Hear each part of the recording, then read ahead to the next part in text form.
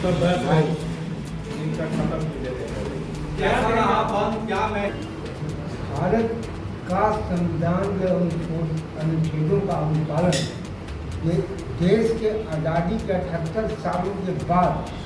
राजधानी रांची के सीपीआई कार्यालय में एक संयुक्त वार्ता का आयोजन किया गया। प्रेस वार्ता में कांग्रेस, सीपीआई, झारखंड मुक्ति मोर्चा, राष्ट्रीय जनता दल, आप पार्टी के नेता सम्मिलित हुए एवं संयुक्त रूप से प्रेस वार्ता को संबोधित किया गया। झारखंड मुक्ति मोर्चा जिला अध्यक्ष ने संवाददाता सम्मेलन के माध्यम से बताया कि भारत बंद ऐतिहासिक और स्वतः जन समर्थन पर रहा। यह भारत बंद जिस बात को लेकर बुलाया गया था, यह इस बात को इंगित करता है कि इससे पूरे देश के 85% जनता पूर्ण रूप से मनमत है। वहीं सीपीआई नेता का कहना है कि इस ऐतिहासिक बंदी भारत बंद में जनता का समर्थन साइलेंट रूप में मिला।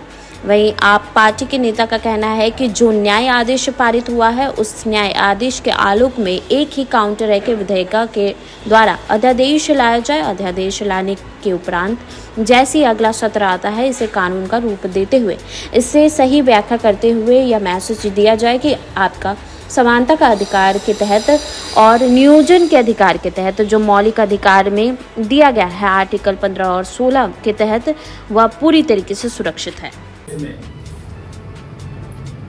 देखिए, सबसे पहले तो आज के इस ऐतिहासिक बंद के लिए जो बगैर किसी हंगामे के, बगैर किसी आगजनी और मारपीट के स्वतः स्फूर्त बन रहा और जनता, देश की 85% जनता ने अपना समर्थन दिया, उसके लिए इंडिया गठबंधन के तमाम घटक दल की तरफ से मैं जनता को, देश की जनता को धन्यवाद देना चाहता हूं कि ये ऐतिहासिक बंदी में आपने पूर्ण सहयोग दिया। और ये ऐतिहासिक बंदी अपने आप में ये बात को बता रही है कि जिस सब्जेक्ट को लेकर के आज बंद कराया गया था, उसको लेकर के पूरे देश की 85% जनता समाहत है और आक्रोश में। माननीय उच्चतम न्यायालय के द्वारा ST/SC में वर्गीकरण, आरक्षण के वर्गीकरण, क्रीमी लेयर के मामले को लेकर के जो आदेश पारित किया गया था, उसमें लोगों का मानना है कि इससे जो रिजर्वेशन की हड़ताएं रखता है, चाहे वो ST/SC, OBC हो, उनको इससे कोई लाभ होने वाला नहीं है। इसलिए ऐसे आदेश को निरस्त किया जाए। और मैं माननीय सुप्रीम कोर्ट से यह अनुरोध करना चाहूँगा कि जिस तरह जनता के सरोकार वाले विषयों को लेकर के वह स्वतः संज्ञान में लेती है और अपना फैसला भी सुनाती है, तो ये आज की जो बंदी है, जिस मामले को लेकर विरोध हो रहा था, उसमें स्वतः संज्ञान लेते हुए सुप्रीम कोर्ट इस आदेश को, अपने ही द्वारा दिए गए आदेश को निरस्त करके और पुरानी जो व्यवस्था है, जो जिस व्यवस्था को डॉक्टर भीमराव अम्बेडकर एवं टीम ने बहुत ठोक बजा करके चलाया था, बनाया था, और उसी व्यवस्था में रहने दिया जाए। इसमें किसी किस्म का कोई फेर बदल बर्दाश्त नहीं है। इनका बहस है, इनका खत्म कीजिए। कैसा रहा बंद, क्या मैसेज देने की कोशिश थी? 80 साल होने जा रहा है, क्यों सामान्य वर्ग का आप हकदारी कर रहे हैं? भारत का संविधान के अनुच्छेदों का अनुपालन ये देश के आज़ादी के 78 सालों के बाद कराने का जो दायित्व कार्यपालिका को है, उसने नहीं, जिसके कारण यह दुष्परिणाम पूरे देश के सामने आया। और 1974 के मूवमेंट के बाद ये दूसरी घटना है कि जनता ने स्वतः भारत बंद को जन समर्थन दिया। लेकिन एक वर्ग अभी विरोध कर रहा है, समान वर्ग के लोग, स्वर्ण जाति के लोग हर समय इसका विरोध करते, चाहे वो जनता पार्टी में हो, चाहे भारतीय जनता पार्टी में हो, चाहे कांग्रेस में हो, चाहे किसी दल में, वे हर समय आरक्षण का विरोध।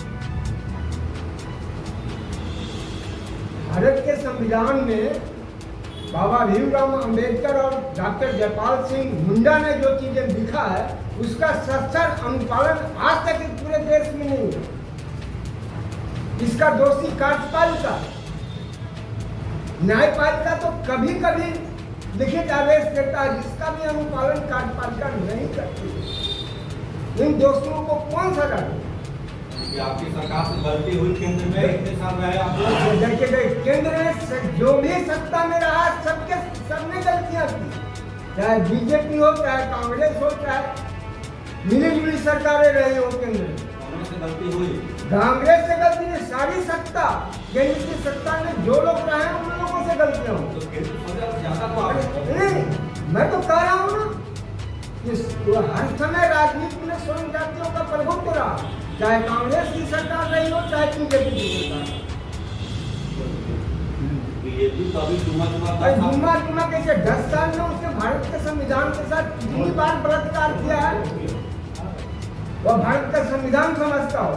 वोट की सरकार को माफी मांगना चाहिए। हाँ, एकदम कांग्रेस को भी, सारे दलों को मांगना चाहिए जो सत्ता में रहे भारत सरकार 1947 से लेकर 2024 तक, सारे लोगों को माफी मांगना चाहिए। कौन कौन रहा? सारे लोग रहे।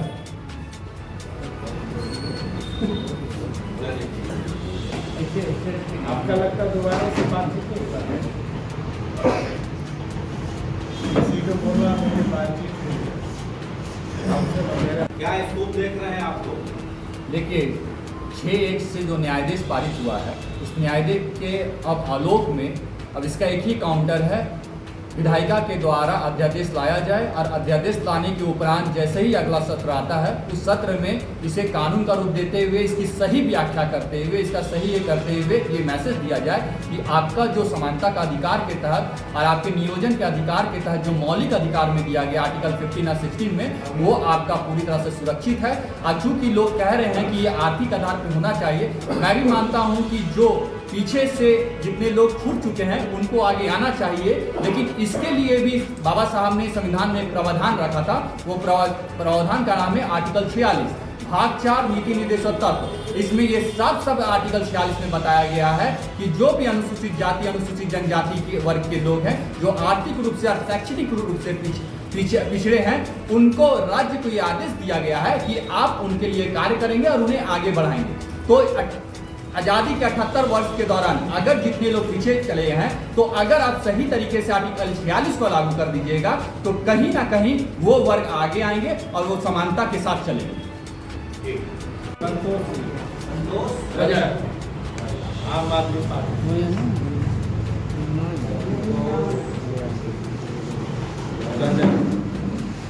अजय कुमार, विरोध का मुख्य विषय क्या है? क्रिमिनल क्यों होना चाहिए आरक्षण में?